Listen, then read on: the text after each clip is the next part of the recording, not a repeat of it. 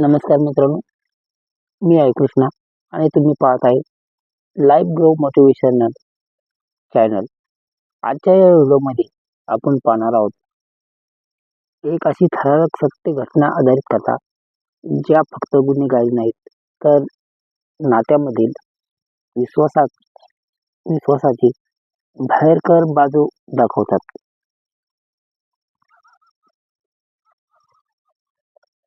Video सुरू करण्यापूर्वी कमेंटमध्ये नक्की सांगा तुम्ही हा व्हिडिओ कुठून पाहत आहे.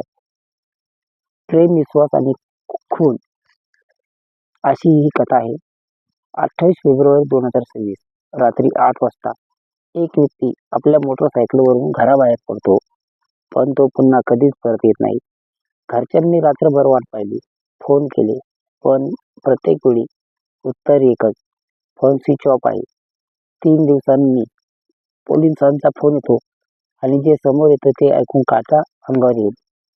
पाण्यात मृतदेह सापडतो, हात बांधलेले, तोंड कपड्याने दाबलेले आणि शरीराला डंबेल बांधलेले. ही गोष्ट साधी घटना नव्हती. हा होता एक पूर्वनियोजन खून. ही घटना आहे नाशिक जिल्ह्यातील निफाड तालुक्यातील उसगाव गावातील. या गावात राहणारा तांबोली परिसर बाहेरून अगदी सामान्य दिसत होता आणि घरात 2 भाऊ, शादाब तांबोळी आणि त्यांचा भाऊ अशफाक. शादाब मेहनती होता, व्यवसाय करत होता, घर सांभाळत होता. त्याची पत्नी मुस्कान. पण या घरात आतून काहीतरी वेगळं सुरू होतं.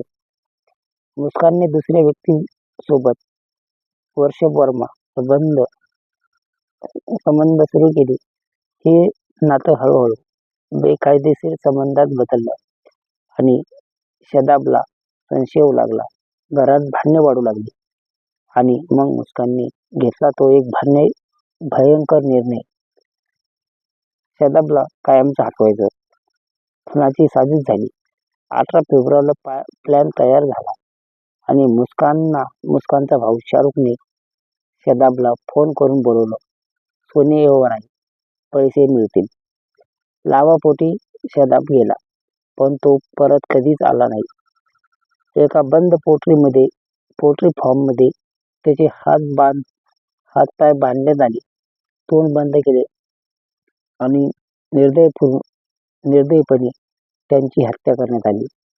नंतर शरीराला डंबेल बांधून नदीत फेकण्यात आलं, जेणेकरून पुरावा मिळू नये. नंतर पोलिसांचा तपास सुरू झाला.